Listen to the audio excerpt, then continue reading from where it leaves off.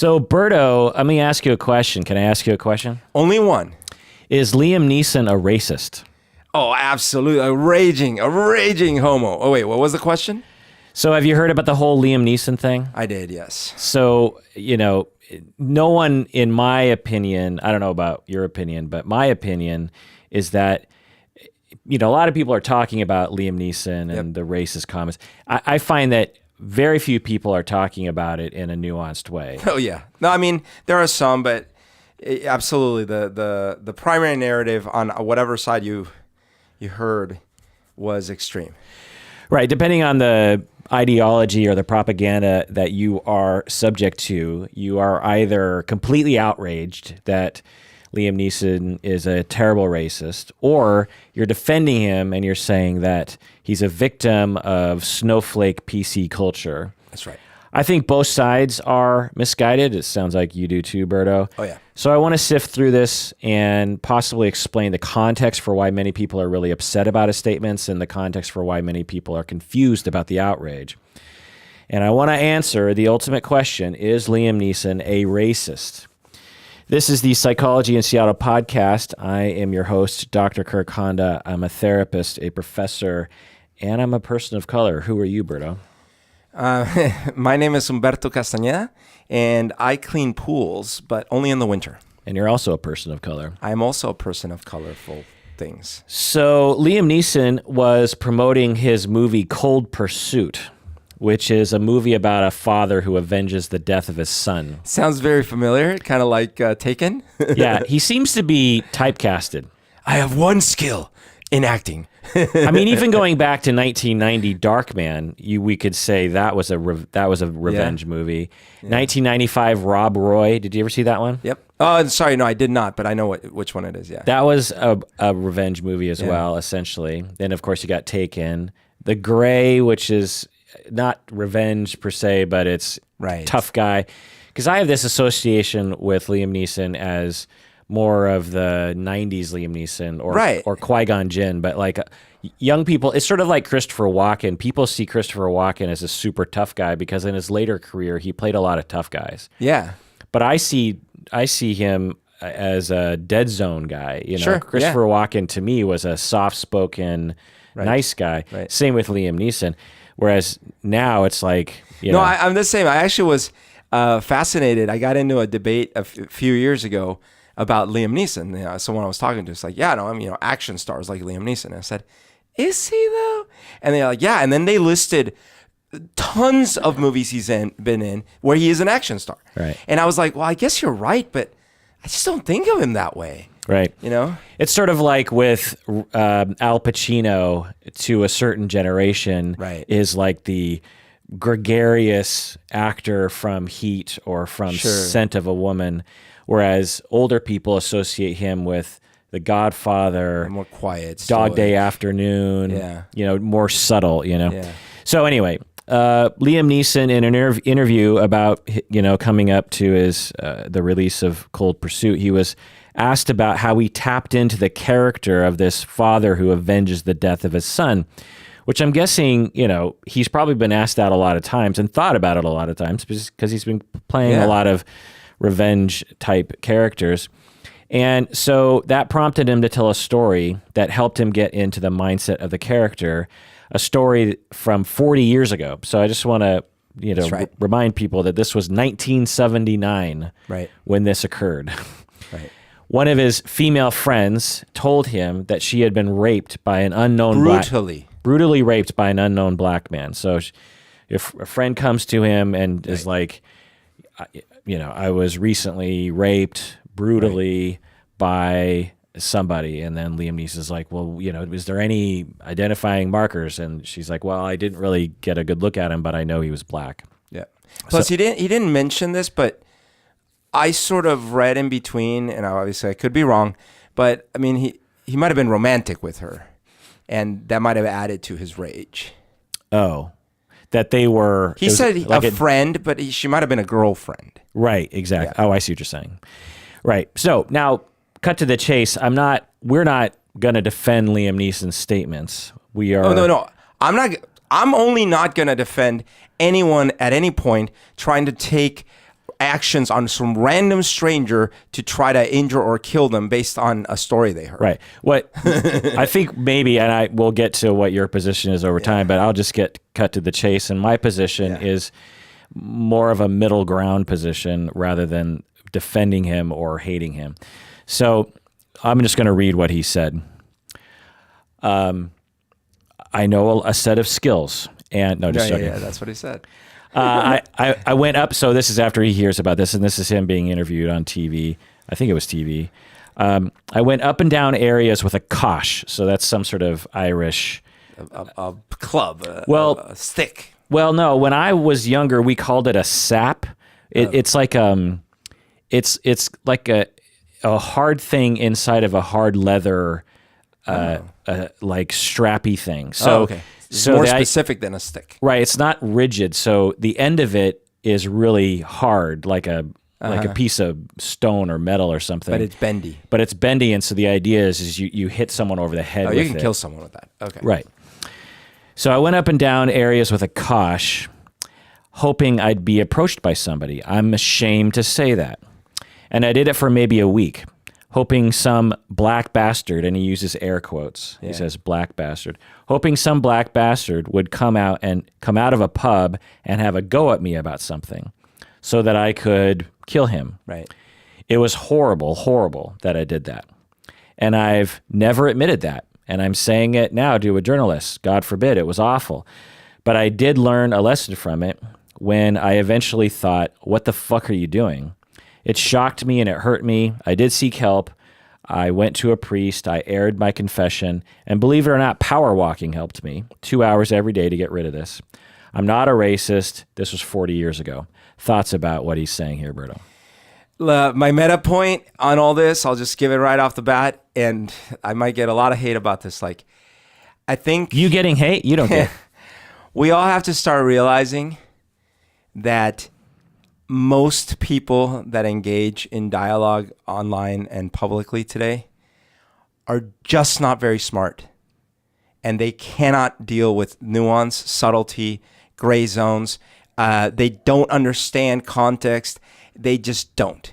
And so if you want to be honest and talk about your history like I do, beware. Buyer beware. Because it's going to be like, well, no, I just told you what I thought when I was 12 in a moment.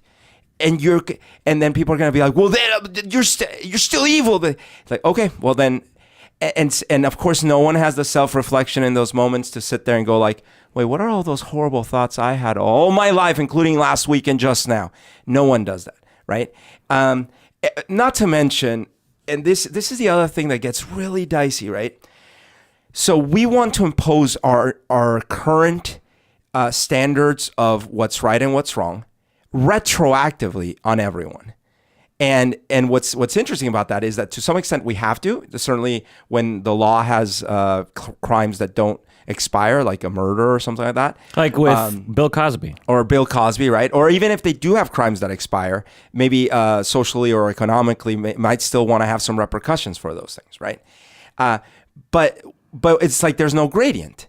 It seems like it's an all or nothing. So someone tells a story about some way they felt when how old is Liam Neeson? Like in his 60s? 66. So he was 20 something? 26. 26, right. A 26-year-old. I remember when I was like 26.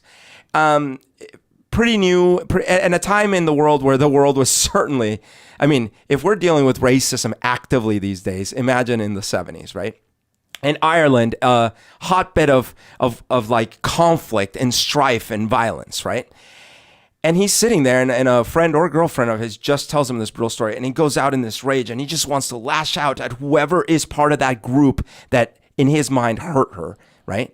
And so it was that thought partially racist? Of course, like he grew, in the sense that he grouped a whole category of people into that wrong that she told him about, right? Right. To put a fine point on that, he could have said, well, how tall was he? Absolutely. Or what accent did he have? And I'm going to look for tall bastards that come in. Absolutely. Right. Why focus on the... So, of course, it was racist. And I believe him that he's not a racist.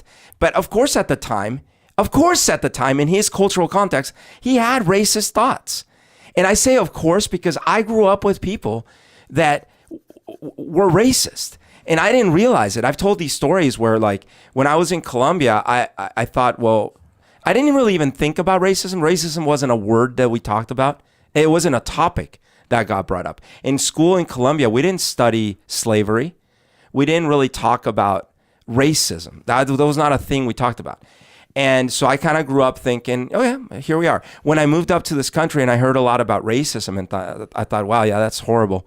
And one time when some friends from Colombia were visiting in Florida and we were all there, one of them lived in Florida and he was talking about all these damn N-word people that he works with and he has to manage and how horrible it was. And I was sitting there and I say to him, and I'm like, oh, and a couple of the others kind of laughed a bit. And I'm like, do you not realize, like, in this country, we are minorities, we are discriminated against, like, but it was the first time I really thought. And then I remembered a whole bunch of stuff from my youth that I had just kind of like glossed over. You know, things I think I've mentioned. There was only one Asian boy in our school. Right. And he was discriminated terribly against. To be clear, this doesn't excuse the behavior, but what it does is it provides context. You know, the way you're describing it, it's like there was no choice or little choice for you as a 15, 10-year-old kid in Colombia to either passively accept racist attitudes or even participate in them. Oh, yeah, absolutely. Or take another example, homophobia. Yeah. When I was a child, I moved when I was 15. All the way up until that point in Colombia, absolutely, it was not okay to be gay. Yeah. It was wrong societally, religiously, everything. Right. I'm going to get to my thought. I think my thoughts are a little bit different than yours. Not entirely, but a little bit different. And we'll get to that later. Along the lines of homophobia, I am just reminded as you're talking of this. I'll spare the details, but there was a moment where someone had tremendous power over me, tremendous power over my career, my life. And they had got their hands on a paper that I wrote in graduate school when I was 24 years old, right? 20 years prior. Yeah. And they read in that paper a admission that I had made to a professor. I thought the paper would just be read by that professor in 1995. Right. I was writing it to that professor who was gay, by the way. Mm-hmm. I'm heterosexual.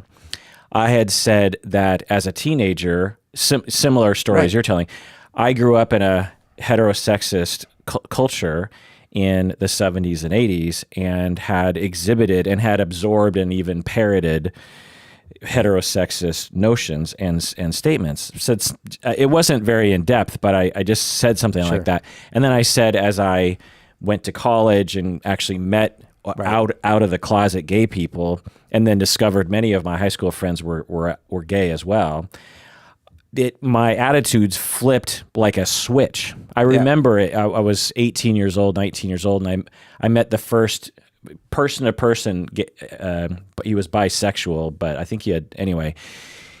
Instantly, I was like, oh, all those attitudes make no sense. Having met this one person, all these attitudes completely gone, and I never looked back. Now, I've internalized heterosexism in the same way that gay people have internalized heterosexism and homophobia. Right. But anyway, so this person who had power over me had read this in my paper and had actually consequenced me and for a time ruined my life. Oh my God. Claiming that this showed that I was a homophobe. Right. That I was dangerous, not only because I wrote something 20 years ago about something 40 years ago. Yeah.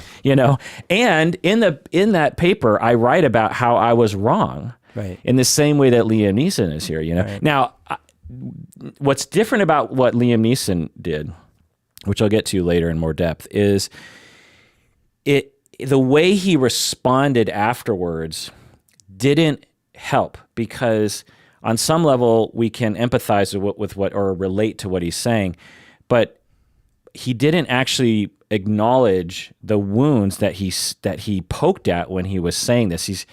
And I don't think he's aware of it. Yeah. And he should be aware of it as someone who has access to the internet and has access to other people who might be able to explain it to him, especially with all the content. But anyway, before we get to that, I want to read some more things here. So there were some reactions to what he said right away. People are saying, quote, "You are a representative of racial terror," they would say. And these are all short reactions, right? Another person, "You are no hero for your admission." Another person, "The whole Liam Neeson thing is so disturbing and such an indictment of the casual manifestation of white supremacy in our society." Another quote, "Love how the whites are sticking up for him, but if I said I wanted to kill a random white person because whites always shoot up schools and churches, y'all would lose your mind," unquote. Some people have asked that he be digitally removed from films that have yet to be released. Any thoughts about these reactions, Berto? So the one aspect that I agree with and that I don't usually think about is the fact that when you do tell personal stories about stuff that you've done that has been bad or unjust or uninformed or all of these things, if someone hears it and that person is in a category or has had experiences that get triggered by that, well, that is hurtful, And unfortunately, I don't really know what Liam Neeson could have done differently other than not tell his story. Now, the reaction after the fact, I haven't heard it, so that might be something to definitely consider. But when he told the story, I heard it several times, and I was thinking, was there some way he could have couched it more or explained the thing that people don't seem to be getting about it? But I thought, well, yes, but then I think the net conclusion, and this is where I really get fearful, is shut up. Don't talk about your past. Don't bring it up. Just pretend you've always been this woke. If, when in doubt, maybe that's a good idea. It doesn't seem right. It's terrible. No one will learn from that.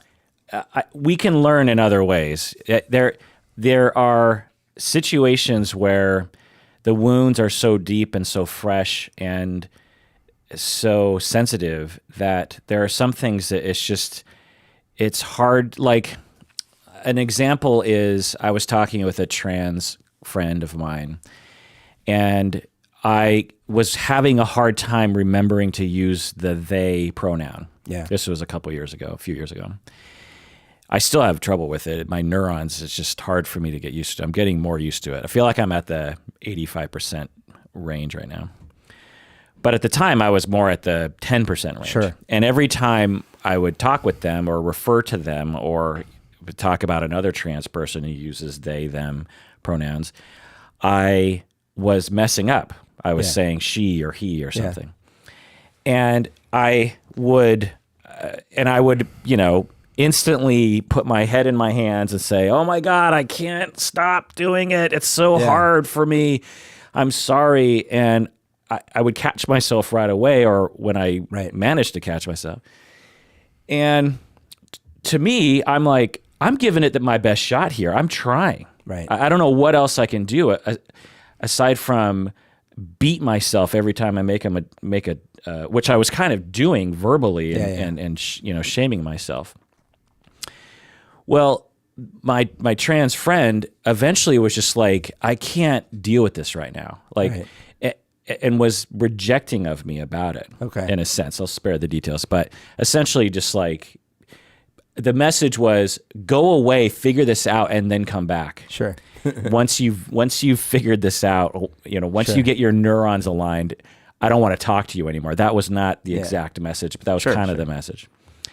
And at the time, I'm like, well, wait a second. I'm one of the good guys. I'm one of the allies. I'm trying really hard here. But quickly, I'm thinking in my typical philosophical stance is most people act rationally. And if we understand where they're coming from, then we get why they're doing what they're doing. So even though I thought their behavior was irrational or unreasonable or too sensitive or something, when I think about all the times that this person has had to deal with this and how it's just imagine if I took a toothpick and just started jabbing you in the cheek with a toothpick. Sure. Not super hard, but the first 10 times you'd be like, well, that's unpleasant. the 1,000th time, the 10,000th time, you'll want to kill me, right? Or the next person that comes along with a toothpick. Sure. So the issue is for people who are not in that group who have that wound to understand that. And so with Liam Neeson, for example, I don't know the answer as to whether or not he should have known this or not, but he definitely should have known it the next day. And the response, as getting to your question, like what could he have said?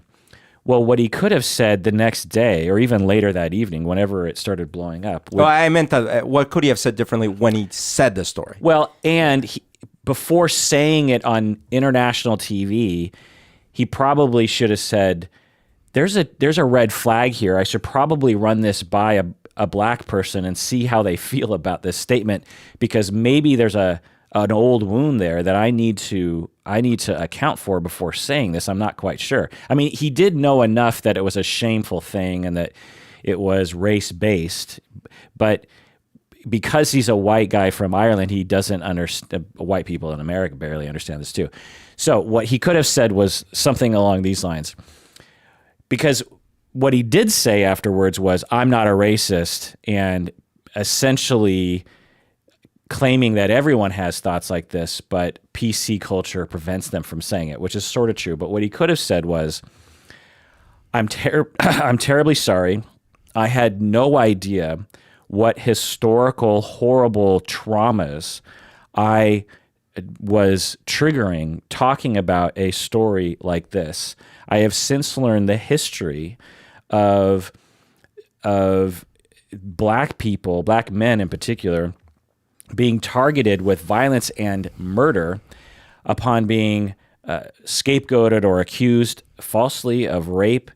There is a long history going back hundreds of years of lynchings, beatings, famous cases going up until recent times. Even just last year, there are cases like this that we can get into. And man, did I step in it. And I am so sorry that all I wanted to do was answer a question about my stupid movie. And boy, did I hurt a lot of people's feelings, and I'm sorry. And you know what? I've always been slightly racist. I was raised racist. I had a racist moment in that moment, and I still catch myself having racist thoughts, and I've been working on that my whole life. And I'm just really, really sorry. That is not what he said. Right. And then, by the way, that would have worked great with you and people like me and others. He would have still gotten the hate. In fact, then they would have been upset about that, because they're like, oh, so you're still racist. You're admitting it. So you're even worse than we thought. Maybe.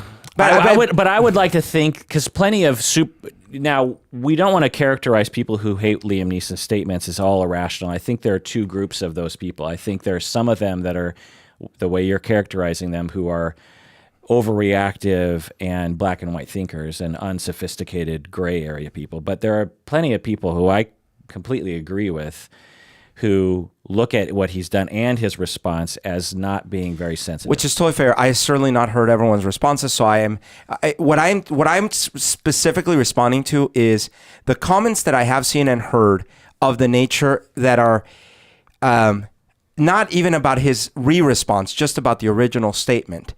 And it's okay, as a parenthesis, here's where I would personally fault the original statement. If I were doing this, I would say, wait, hold on, man. We asked you what's your inspiration for this action movie, and you just dropped an admission of like this cultural background you come from and some really horrible thoughts you had and stuff. And so that trivializes it, because we just asked you about an inspiration for this movie, right? And you used this very weighty thing. Now, the fact that that is true doesn't save you from the repercussions. And so, as his PR agent, as his advisor, as his counselor, all these things, certainly be like, hey, FYI, not the great strategy. First of all, you're responding to just a trivial question here. Right. Well, like, he could have told the story, everything's the same, but just not mention the fact that there was a black person. He could have just said, Sure. I went out looking to beat up a man. And or the difference would be, hey, this is a movie about racial tensions and racial stuff. And then he's like, well, I'm super embarrassed to admit this, or I'm terrified to admit this, but I grew up at a time and a place where, unfortunately, and here's my own horrific ordeal that I was horrible about, and blah, right. blah, blah. And as you say that, I'm now realizing another massive hole in his original statement and the follow-up statements that I've come across, in that he said he was horrified by and ashamed of his thoughts and behaviors at the time, but he didn't say why. It's not clear if he's horrified and ashamed about the racist aspect of it. Right. It's clear he's horrified and ashamed that he went out trying to mess an innocent person up for a guilty person's actions. Right. That's clear, but it could have been that he didn't even make the connection. Yeah. Because he goes on to say, this is his response a day or two later, I'm not a racist. If she had said an Irish or a Scot or a Brit or a Lithuanian, I know I would have had the same effect. I was trying to show honor, to stand up for my dear friend in this terrible medieval fashion. Yep. Then Liam Neeson goes on, we all pretend we're all politically correct, but sometimes you just scratch the surface and you discover this racism and bigotry. No, so I totally agree with him there. First of all you have to do is look around nowadays at everywhere you look. Just go to a Seahawks game. People are very quick to form alliances in all sorts of categories. Oh, you're not from the U.S. We're going to have to build a wall. Oh, you're not, your team, I just moved to the city, but your team is from the city I moved from, but now I hate that team. Like, this happens so easily for humans. They form alliances. So I absolutely believe that if it had been a Southern Irish dude, that would have been the category. If it had been a Scottish, that would have been the category. I don't know. It obviously could be true, and you're making a case for it. I mean, they hate the English. The English hate the French. The French hate the Germans. But somehow, I could imagine that, say it was a white guy. She says, I didn't really see his face. What was, any descriptors? Well, he was sort of a tall white guy. I don't, did he have a Scottish accent? She's like, yeah, I think he might have had a Scottish accent. And then he's going to go out and try to beat up a Scottish guy? Yeah. Like, I don't know. The black thing is a thing. Totally. Listen. The fear of black men having sex with white women is a thing. Sure, but just let's keep in mind that all of Europe tore each other to shreds, not over black people. Well, yeah, as you say, at the time. For 2,000 years. Right. What's strange to us Americans, because often our enemies are browner than the white people in the United States, is there are plenty of places around the world where violence and wars are fought between the same skin tone. And the Irish and the Brits have been take the Sunni and the Shia. Yeah. Like, not only same skin tone, same religion, give or take.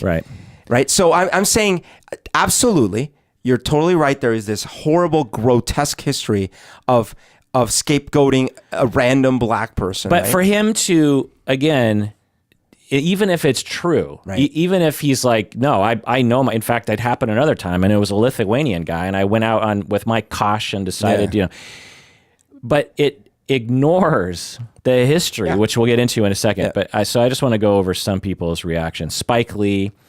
The headlines were, Spike Lee won't cast Liam Neeson anymore. And I just had to laugh at this. And then I looked it up and I was like, Liam Neeson's never been in a Spike Lee movie and probably never would have been. He doesn't seem like the sort of character that would be in a Spike Lee movie. And when I actually looked at the interview with Spike Lee as he was reacting to this, that doesn't really sum up his statements that he was making. To me, it seems Spike Lee wasn't as upset about it.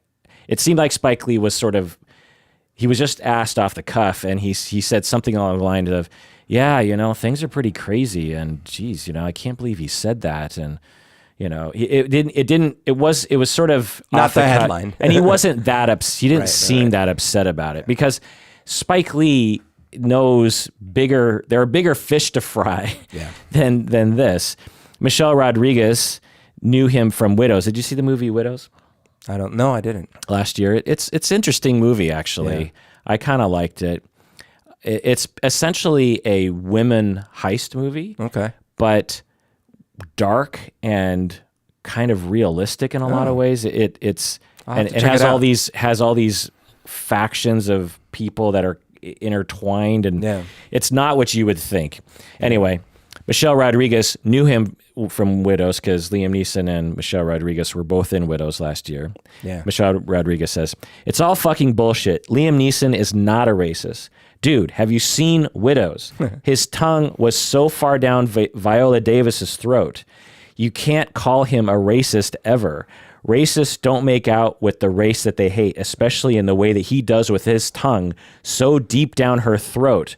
I don't care how good of an actor you are. It's all bullshit. Ignore it. He's not a racist. He's a loving man. It's all lies." Yeah, I mean, you haven't seen the movie. Her and his tongue. Just to give you the tone of this movie, it is extremely, like I said, sort of gritty and realistic. Yeah. And so Viola Davis and Liam Neeson are married in this movie, and they show these intimate moments between the two of them. And when they're in bed and they're making out, and the camera doesn't turn away, and their tongues are in full force, just kind of.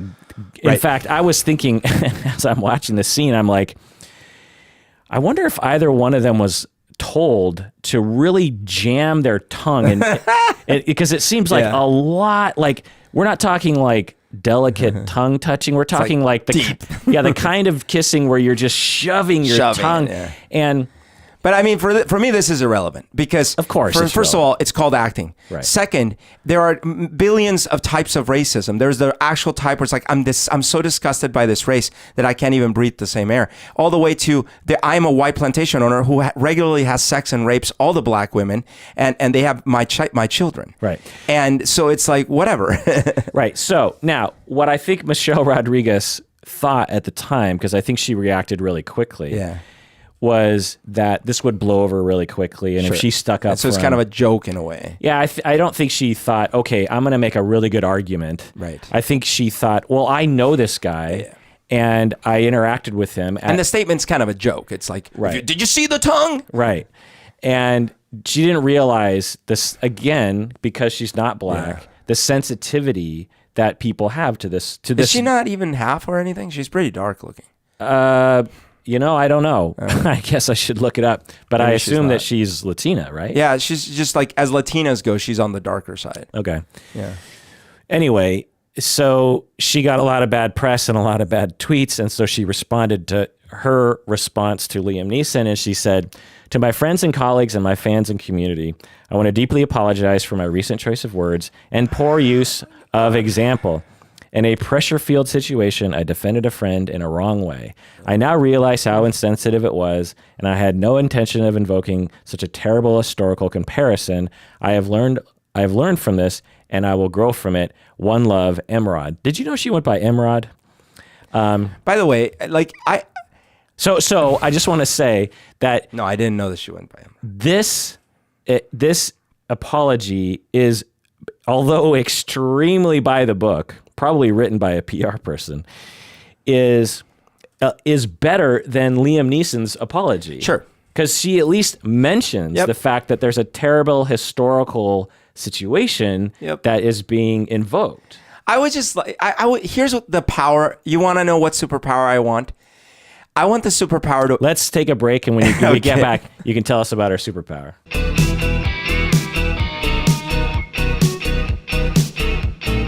All right, we're back from the break. Before we get to Humberto's superpower, if you haven't become a patron of the podcast yet, do so now. Every time that someone becomes a patron, we get an email saying that you became a patron. And we put a lot of effort into this podcast, and so we're sort of alone here talking into our microphones. We don't know if you like what we're doing. We don't know if you appreciate it. Is there anybody out there? Yeah, plenty of people honestly do email and say they appreciate the podcast, but there's a very special kind of appreciation acknowledgement that we get when we get an email saying someone becomes a patron. Yep. And so be the wind beneath our wings and become a patron at patreon.com. And you get access to hundreds of premium episodes, arguably our best episodes. So, Berto, what is the superpower that you were wanting? All right. So when one of these controversies blows up, even the ones that I do agree with, like Roseanne Barr or whatever, just pick one of the worst ones.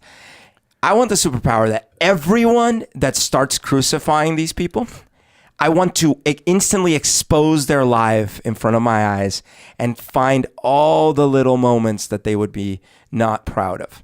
Because it's that whole throw the first stone, I seriously doubt that everyone throwing stones is this squeaky clean person their entire life, never had a context problem, never had a cultural background problem, never had a slip up. And I think that to Liam's point, some of this is that people just don't talk about it, or they're not famous enough. And if they do talk about it, it was some bar with some dude and no one heard about it.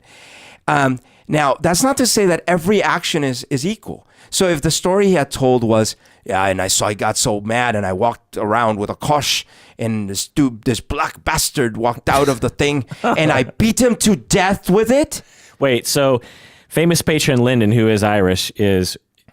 if he was dead, he would be rolling in his grave at your attempt at it. Because that was an attempt at it. That wasn't my attempt. Whatever.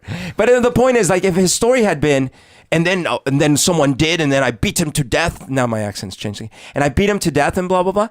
Okay, well then that changes everything. That's not only like the most horrific thing you've heard told on a story. Now the guy's got to go to jail for the rest of his life.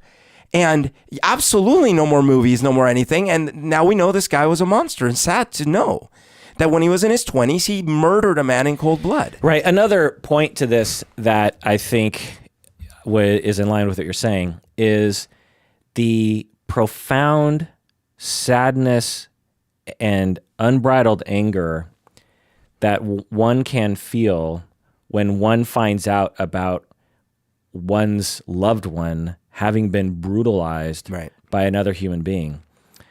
This happened to me in college. I grew up as a man, as a boy, having extremely low awareness of the kinds of sexual abuse and brutalization that people can go through. I grew up in an extremely coddled suburban world. And although I'm sure it was going on around me, had just almost no awareness of it. Right. I go to college and start meeting more people, older people. People start being more honest. I start getting closer to people. And I'll never forget, this woman tells me about being brutalized by 3 boys in high school. Oh my God. She's at a party in high school, and then she had to see these boys every day at school afterwards, And that is insane. And I'm so shocked, and I'm looking at her and I'm thinking, how were you alive? How did you survive that? It was so incomprehensible. It was like some kind of fantasy story that I was hearing, and it wouldn't have been, and it wasn't the last by any means, especially when I became a therapist. As a man who had never been through anything like that, it just never occurred to me that I mean, I'd heard about stories, but I didn't think it really happened, especially to people I knew or something. Right. Normal people. And I could tell that she was still upset about it, still affected by it. I was so upset and so unregulated. So I decompensated. I freaked out. Right. Now, I didn't vow to go out on the streets and hurt someone, but I can relate to the rage. I was so angry and so I didn't know what to do. And so I'll say, at the risk of incurring Liam Neeson's the hatred that he experienced. Here we go. I did fantasize. I never went out with a kosh, but I did in my head fantasize about tracking these guys down and hurting them somehow. Now they were just because they were rapists. Are you a rapist? They were 3 white guys. I remember asking her like, can you give me their... And this is before Facebook. By the way, there's a big difference between wanting to go after the actual perpetrators of a crime, right, than going after a random person of the similar category. Right. So I will say that, so I can relate at least on that level. And I also became violent with my own college dorm room to the point where I caused serious structural damage. I mean, everything was fine in the end, I guess. Yeah. But I destroyed I was so angry. I was so upset about it. So in that context, which I don't think Liam Neeson really fully explained, I can relate now. I can't relate to that sort of thing of... Because the other any random person that comes out, or any random person from this race, or any exactly. Yeah. Like I can't relate to that one, and some people anyway. So Trevor Noah defended him as a African person from South Africa. Yeah. I do think it was a powerful admission. I hope he and people who hear the story understand the gravity of what he's saying, and that is, if you are not careful, you can have inside of you a hatred that is encouraged or grown by the society that you live in, and you don't even realize how disgusting that idea is. For me, that's the world I want to live in. I want to live in a world where a person who said something like this is ashamed of it. So, in essence, Trevor Noah is like, I want to live in a world where these sorts of racist, or these sorts of people who have racist thoughts, admit it and are ashamed of it. I'd rather live in that world than the world that I've experienced as a African, as a dark person, right, a person of color in the United States and in Africa, where people hide these notions and are not ashamed of it, or advertise them and are not ashamed of it. And by the way, some folks made some interesting points as well that I think relate here, which are that we as a society have become comfortable with the notion that if someone commits a crime and they go to jail and they pay whatever they get assigned to pay, is like 10 years, 20 years, whatever it is, that when they come out, they are allowed to work again and reintegrate into society. Now, the families they hurt, they probably will never be okay with it. But as a society, we say, okay, well, sucks that you did that, but we society say you've paid your dues. You're now allowed to reintegrate into society. I think that's an optimistic view of people's attitudes. I'm not talking about people's attitudes. I mean, legally speaking, that is how we are. And meaning that person, if someone's like, I'm not going to offer you a job because of the things you did 20 years ago, they could sue for discrimination because they are not allowed to feel that way publicly, out loud, I should say. Okay, so at the same time, this is for a thing that someone said they thought about doing 40 years ago. And people are calling for his removal out of movies today. and not looking at the track record in those 40 years. Did he ever actually do something?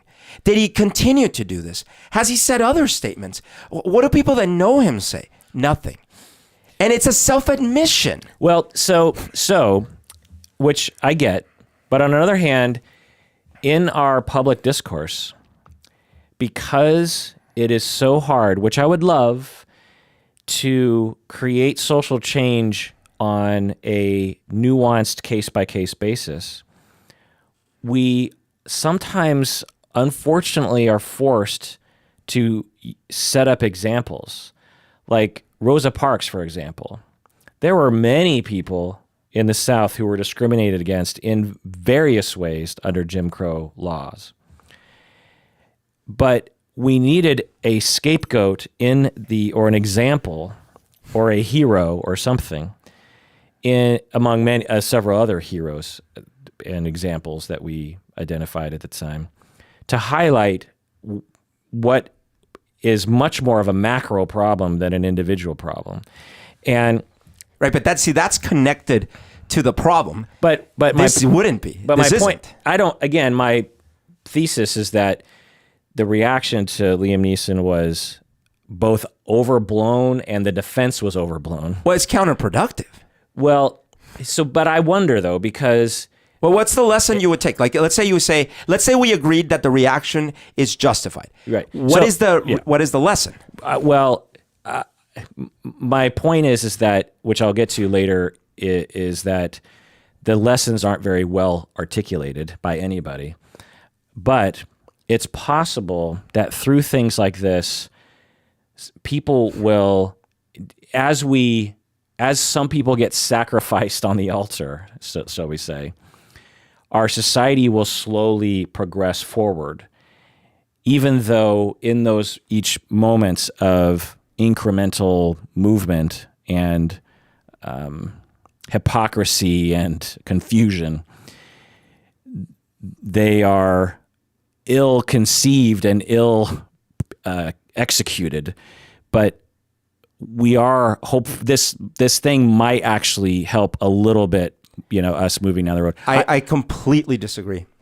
Well, neither one of us know the answer to that question. But the reason I completely disagree is because in this case, I see it as a definite incentive to keep your mouth shut. If you ever had thoughts like this, don't grow from that. So keep your mouth shut. It depends on the message, right? So Trevor Noah is trying to put forth the notion that it is hopefully not that's not the message, right? So maybe a few people, a percentage of people heard Trevor Noah and walked away with a different... But his perspective sounds very good. That's what I'm saying.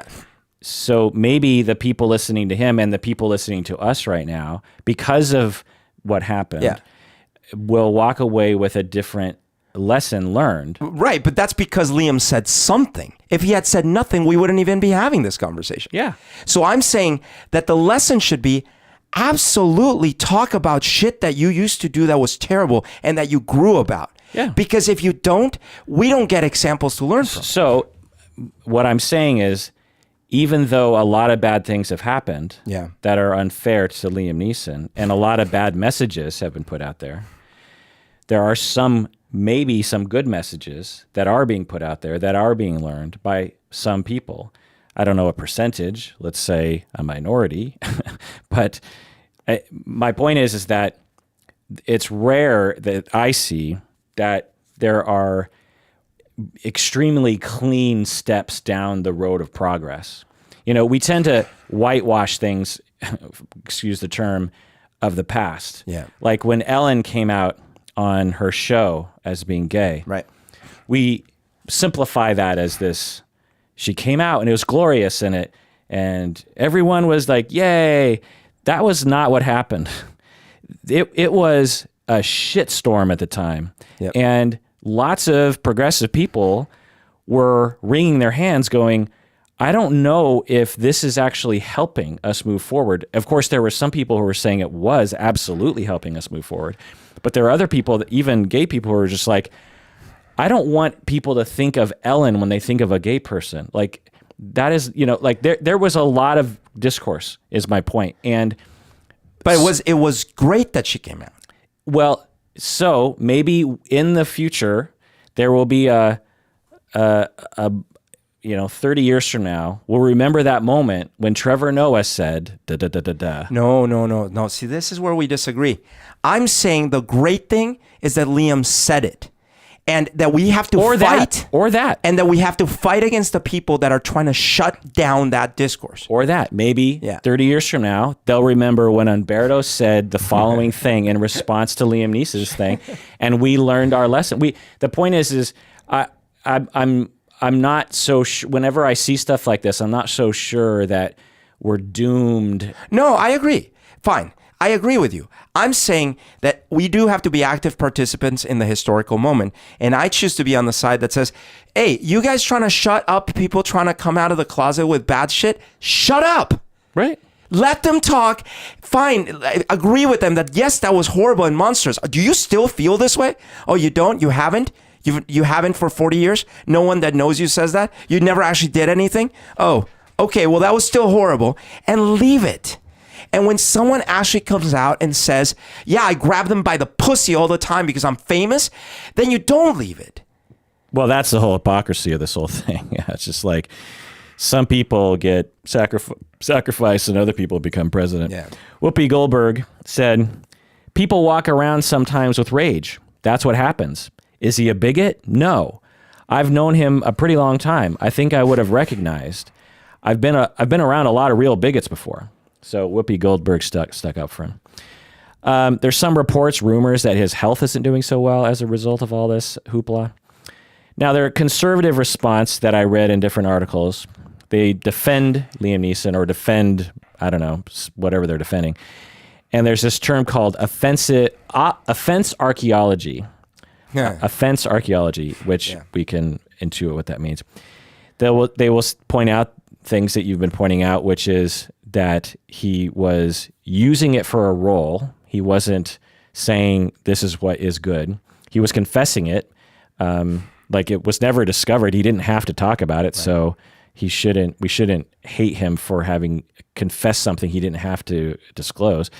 And he completely admitted as he was telling the story that he was ashamed of it. Right. And also that people on the left are a bunch of oversensitive snowflakes. But this is the other problem with this. This overreaction to his coming out like this, it gives ammunition to all these horrible troglodytes who sit there and now will compare this to the justice dude. It's like, you see, just like Kavanaugh, they dig up all this stuff from his past, just like poor old Liam Neeson. Yeah. Like, these are not the same thing. No, absolutely. I completely agree with that. And I think, again, my whole thing here is we need a gray, nuanced discourse around this. We can't just look at this thing and have a tweet of a response that will sum up what's happening in this moment. So now let me go into more detail about why people were upset about what he said. So we've already talked about it, but our society has a long, long history of this sort of thing. A white woman claims that she was raped by a black man, and a group of white men or one white man, they hit the streets and they try to find any black man and any black man. They just find anyone, or they find the accused without knowing if it's true or not. And they capture him, they abuse him, they might even kill him, they might even lynch him. Many of the lynchings in the South were due to this sort of stuff. A black man would just look at a white woman and get lynched about this. And this was happening until recent times. Yep. In fact, it's morphed into a form of thing that's still happening today that we'll get into in a second. It's almost a cliche. It's a sick, true cliche. The thing that Liam Neeson touched on is this sick cliche in our society. Yep. You know, it's like blackface or something, right? Like it would be as if Liam Neeson brought up blackface and he's like, what? Like, how come everyone's so sensitive about this? It's like, this is a cliche, you know? Now, so let's look at exactly what he said here again. I went up and down the areas with a kosh, hoping I'd be approached by somebody. I'm ashamed to say that. And I did it for maybe a week, hoping some black bastard, quote unquote, would come out of a pub and have a go with me about something so I could kill him. Right. He didn't say that I would have a go at him back or I'd beat him up. He said I was going to kill him. I was going to murder an innocent person for the actions of another person. And again, his response was, I'm not racist. If she had said an Irish, a Scot, a Brit, a Lithuanian, I know I would have had the same effect. It would have had the same effect. I was trying to show honor to stand up for my dear friend who, in this terrible medieval fashion. Right. So again, it's not a convincing response. It doesn't respond to the history, which I want to go into some famous cases. There's a famous case from 1955, Emmett Till. Have you heard of him? I have. 14 years old. Wasn't there a movie or something? I believe so. Yeah. 14 years old, Mississippi. A white woman accused Emmett of sexually... So he's 14. Isn't this Mississippi burning? Or is that different? It might be. I think it. Okay, but go ahead.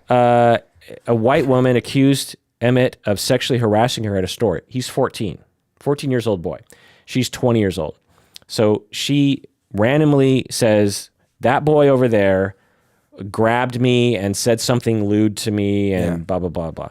And something along the lines of, he grabbed my waist. He said this lewd comment like he wanted to fuck me. And he said he fucks white women all the time, or just this really outrageous kind of statement. Her husband and a group of other white men kidnap him. Now, these white men, I don't know, but they didn't just do this without the cultural precedent of this sort of thing happening. Right. They didn't invent this activity. They were like, well, let's resort to what we always do in the South in Mississippi. We get a posse together. We've been doing this for hundreds of years. Right. And we get him and we kill him. And so they get him. They beat him up for a long time. They gouge out his eyes. And they shot him in the head twice, and they threw him in the river. There was a trial. The white man actually confessed to grabbing him and this sort of thing. So it wasn't like it was This is refuted. definitely not Mississippi burning. And guess what? No consequences. Yeah. Even if it was true, which it wasn't, that he did this to this 20-year-old woman, what the F? Right. So to protest this, they actually did an open casket funeral that was published in Jet magazine that you can actually look online to find the pictures of Emmett Till. Ooh. His face. I remember this though. His face is mutilated. Yeah. And they have and the parents are standing over the open casket. Sweet looking kid before this, 14 years old. And this was one of the events that sparked the civil rights movement, in the South. So the reason why this sparked a civil rights, was one of the events that led to the civil rights movement in the 60s, was because this shit happened all the time, and it had been happening for decades. Yeah. This is a thing. Liam Neeson is talking about a thing that white people have been doing for 200, 300 years. Right. And he's not just talking about it, he's talking about his own experience, but he just happens to be talking about something that is this practice that white people have been doing to black people for a long time. Totally 100% agree. And that was where he just had a cultural, historical blind spot. But by the next day, he could have filled that known about it. Absolutely. Totally agree. At the same time, I also totally agree with him because as I was pointing out, it's been 200, 300 years of that, thousands of years of one tribe enslaving other tribes, thousands of years of the same people killing the same people, or the slightly different people killing the other slightly different people. So there is a meta-human problem about groups. And this is why I get so scared with jingoism and MAGA hats and stuff like that, because there is a meta problem that, yes, it at times spikes with a specific race or a specific problem, but it is not exclusively, it's that white people towards black. That's where the only problem is. It is absolutely a grouping problem. If you're from my group, fine. If you're not from my group, oh my gosh, we're going to lynch you and mob you. And if you happen, the least like us you happen to look like or sound, the easier it is for us to group you. And I don't know if this is contradictory to what you're saying or in line with it or just a side comment, is that this particular atrocity is recent in people's minds. There are people alive who were around when Emmett Till and other people this happened to. In fact, I'll get to cases where it's basically still happening. The Romans enslaved the Gauls. I don't think there's a lot of Germans walking around sensitive about Italians talking shit about Germans. You know what I mean? Right. Absolutely. It's just that, just understand, in different countries, our experience of the United States history was completely different. Right. Liam Neeson has spent a lot of time in the United States. Now, no, absolutely. I'm not excusing now his lack of awareness. All these. I mean, when he was in his 20s. Sure. Which I personally, what I would say is, do I think what he did at the time was sort of reasonable given the context that he lived in? Sure.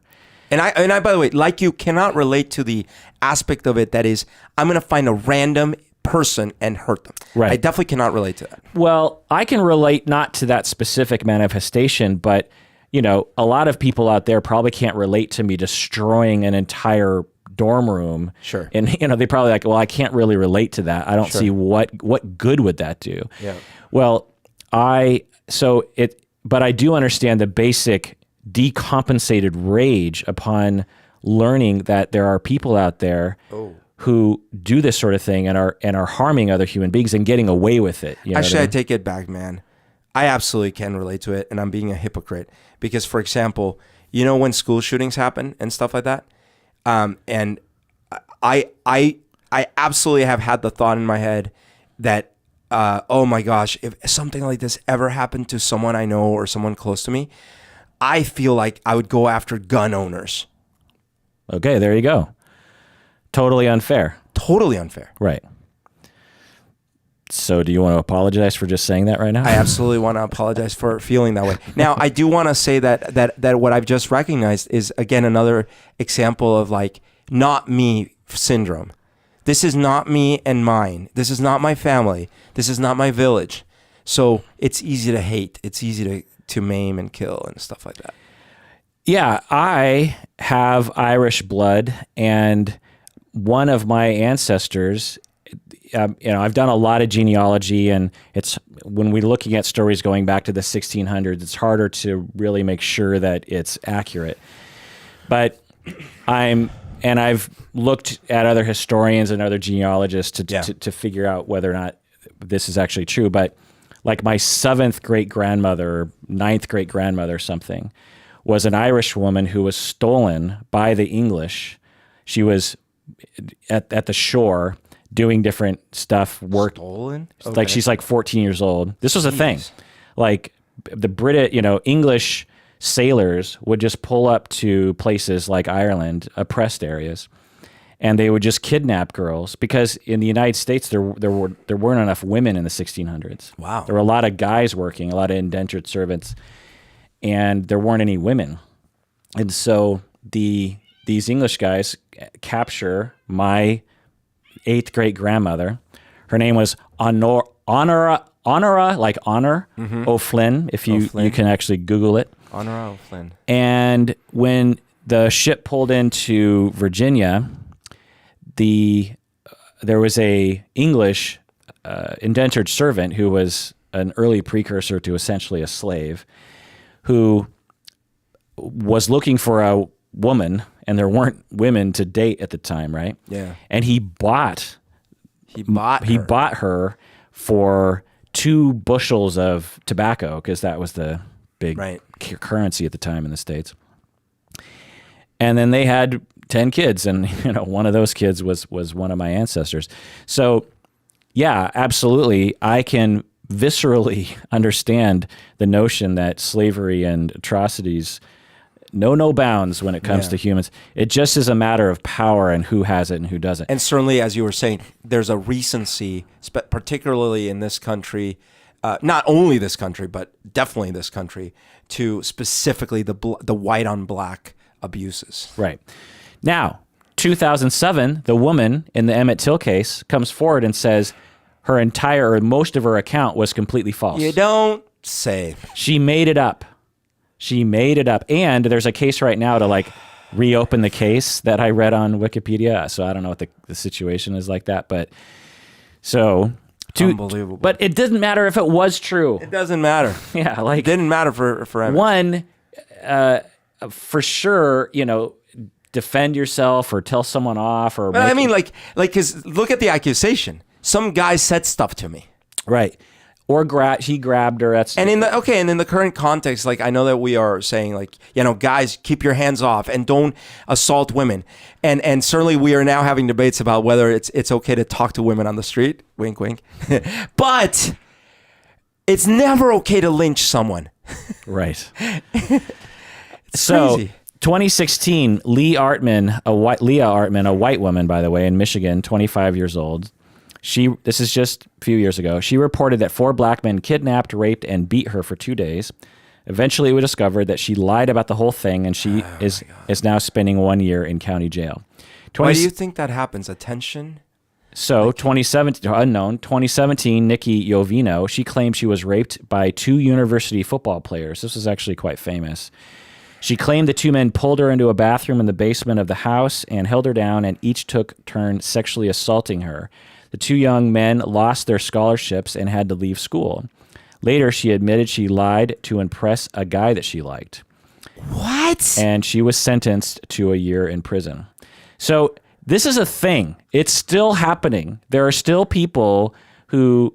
I'm just giving 2 stories of... Think of how terrible this is for actual victims of rape and abuse. Right. So to be clear, the vast majority of reports are true. But there is still this thing in our society where there are people who fetishize or have this, like, it's one thing to lie about having been raped. It's another thing to identify 2 black guys, right? Yeah. And not care that they have horrible consequences befall them. Right. Because it's sort of a thing in our society, you know. There's even a fetish that some white people have about, white men will have about having a cuckold thing with a big black, there's even a term for it or something, where, anyway, the point is like, we have this interesting thing in our society where it still is manifesting, where we over-sexualize black men or make them out to be these animalistic people without real feelings. They're just like all id, you know, they're aggressive and sexual and muscly, and they have big dongs, you know what I mean? They're just like, they're like bulls that are just running around, and, you know, they just have all this freedom, and you know, all these repressed white people are like, oh, I want that, you know, because wouldn't that be awesome? So anyway, and there's actually, I looked into some of the literature on this phenomenon, and there's actually a lot of scholarly work in this area. Wow. People will go into very eloquent writings about how this has always upheld the white patriarchy even today. Yeah. Because if we establish the notion that black men are depraved animals, then we are justified in our racist attitudes and behaviors, which serve the white patriarchy by keeping black men powerless and marginalized and all that kind of stuff. Also, there's thing I thought about was, our racism has its roots in our history, and we have this huge history in the 1800s and early 1900s of the Victorian era, which very much shamed sex, and, you know, temperance was the thing. You wanted, you know, no drinking, no drugs, no sex. Even married couples were only supposed to have sex when they're going to have a kid. They're going to have kids, right?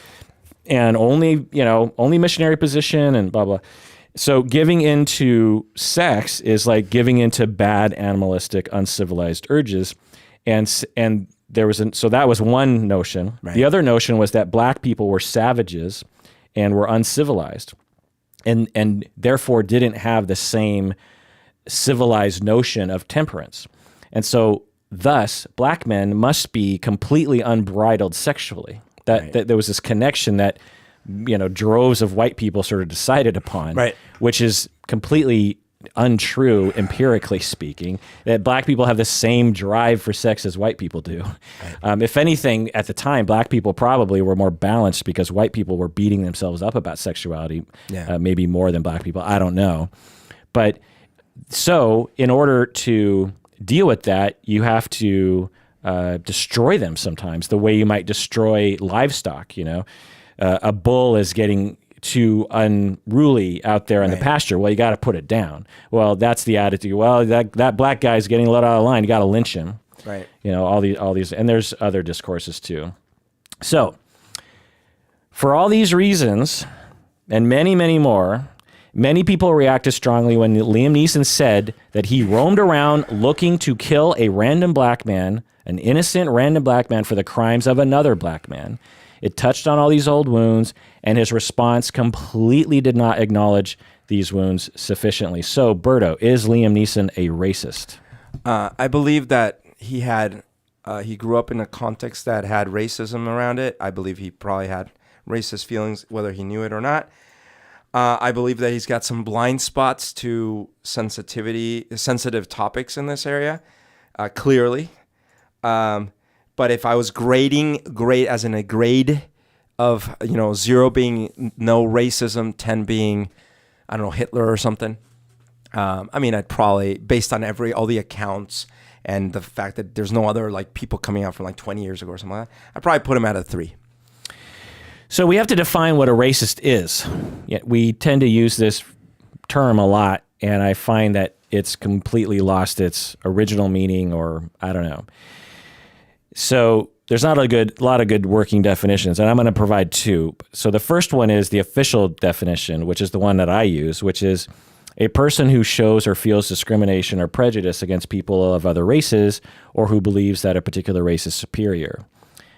This is the same as sexism or heterosexism or ageism. A person who shows or feels discrimination or prejudice against people regarding their gender, or believes a particular gender is superior. This is the definition of all these different isms.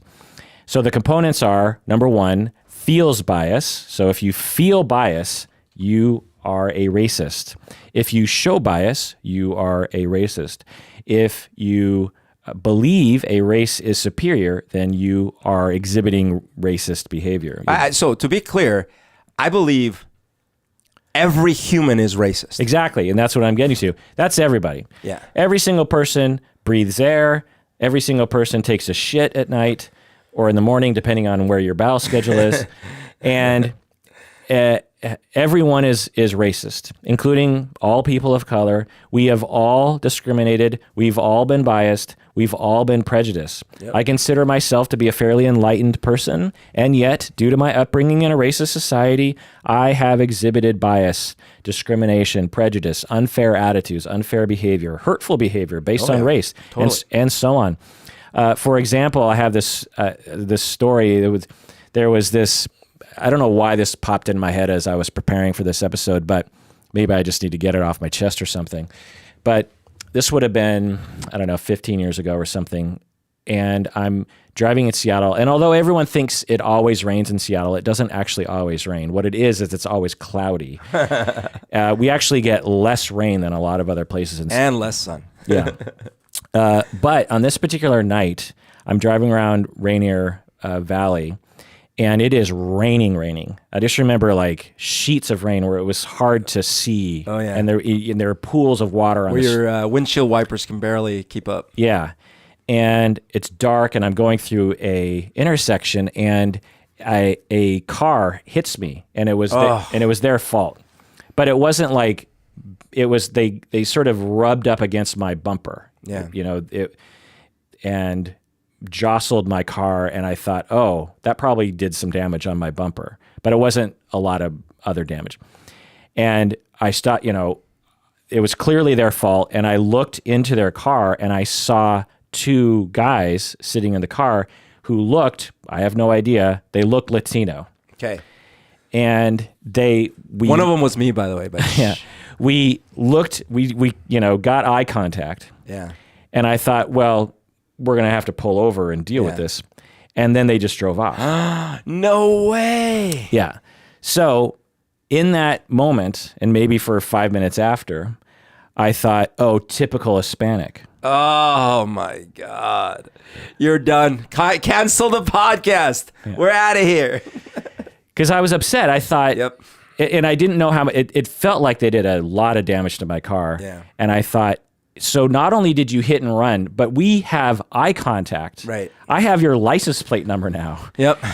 And they took off in a way that I couldn't really follow them. And I should clarify, I don't know if they took off or they just happened to drive away. Like it's hard to tell the difference. You know? Yeah. I don't know if there is a difference. Well, but I don't know. I mean, are people not aware that they have to stop? But why would I think typical Hispanic, right? I don't know. Now, which is like what stereotype? But that's bias. Now, I didn't tweet typical Hispanic. I didn't retain that thought. I very quickly thought like, well, that's dumb. And I also quickly thought there's a possibility they didn't think there was any damage to my car because they hit my bumper. Right. There was probably more damage to their car than it was to my car. Right. And actually, when I did finally look at my car, there was barely any damage. Right. So, but I'm such a I'm such a sensitive suburban snowflake that when there's a fender bender, you pull over, you call the cops, you do all the things. There's lots of people just like, it's just a fender bender. Who cares? Move on in life. Yeah. There's different ways of thinking about it. So I don't know what their thinking was. I don't know if maybe they were assholes. Maybe they're in debt up to their eyeballs, and this is going to destroy them in a way that, and they're looking at me going, well, he half white, half Asian guy, he probably has money. He can probably we can't, who knows what was going through their mind. If I knew them, maybe I'd be like, yeah, I'm glad you drove off. That was a good choice. I don't know. But the point, there's a lot of question marks. But the point is at the moment, I had a racist bias. Totally. Which is abhorrent and horrible, and I'm ashamed of it. And I know everyone has had those thoughts too. And you're opening up wounds, and you shouldn't have talked about it. You should have kept your mouth shut. Well, and I'm sorry, if it does. But so as an example, if I were in Bogota and this happened, my thought would be typical Colombian or typical Bogotan, and I'd be a Colombianist. Well, but you're a Colombian. But it doesn't matter. I would be, because I sort of internalized the fact that people, which is not true of everyone, in fact, because otherwise the society really would have broken down already. But I have this perspective that a majority of people are constantly thieving and cheating each other. In Bogota. In Bogota, yeah. And actually, it's not actually true, but it is a percentage of people, and so it makes it feel like it's everyone, right? The flip side is here, and this happened to me several times, is in accidents or when something went wrong. If it was an older white dude, I was always like, oh, fuck. Because in my mind, I'm like, this guy's going to be so anal about every little thing. And like, and if it was like a fender bender or something, it's like, they're not going to be like, okay, cool, let's just call her and shit. It's going to be like, let's spend 15 minutes detailing every little bit about this. And I'm like, oh, this is terrible. Is that racially biased? Probably. Right. It's stereotyping. It's biased. Now, some of it might actually be accurate in terms of predicting other people's behavior. Yeah. Now, Hispanic people in Seattle aren't any more likely to do a hit and run than anybody else, right, as far as I can tell. So I don't know what was going on in my head. Now, that was me. I have done that, okay? So by definition, I am essentially just as much of a racist as Liam Neeson, and I know by theory and observation and empirical science and talking to other people that everyone has things like this. So is Liam Neeson a racist? By definition, yes. He showed bias. He felt discrimination. He did racist things. But society has a different definition of what a racist is. It's much harsher. When they use the word racist, they're usually referring to someone who overtly hates other people of other races and isn't really ashamed of it, right, and overtly harms other people based on race. Now, is he a racist by that definition, Berto? Well, I don't think we have any evidence that that's the case. Well, he could have been if he actually harmed someone. I think not only that, I think when he was young, he probably was. And I would say that given his reaction was not as sensitive as it could have been, he is not helping his case as to establishing he's not racist. Well, this is why I put him at a 3, maybe a 4. Like I would consider myself a 2. Okay. So here's the main thing that we'll end with. The main thing here about the whole Liam Neeson thing is not whether or not he's a racist or not. It's a silly question that I asked at the beginning of this podcast just to keep you listening. The main question is, what are we going to do about this, as we've been talking about? Are we going to engage in schadenfreude and laugh at an old racist man, an old coot, and then move on with our lives feeling superior to Liam Neeson when we're fucking not? Or are we going to look inward at our own racist attitudes and behaviors and at how our society continues to marginalize people of color? And lots of societies around the world are committing atrocities on various different groups of people. Yep. Research shows that even in our American society, not even in our, of course in our American society, institutions are still engaging in racist practices. For example, black people get harsher sentences than white people do for the same crime. When they factor out all of the variables, blah, blah, blah, black people get harsher sentences. Black kids are suspended and expelled more often than white kids. Even preschoolers, when they look at preschoolers, black preschoolers are suspended and expelled more for the exact same behavior. And the list goes on and on and on. There's lots of research, thousands of empirical observations pointing in this direction. And it's going on today. Are we going to address that? Or are we going to laugh at Liam Neeson and move on to the next Twitter outrage? That is my point. That does it for that episode of Psychology in Seattle. Thanks for joining me out there. Please take care of yourself because you deserve it.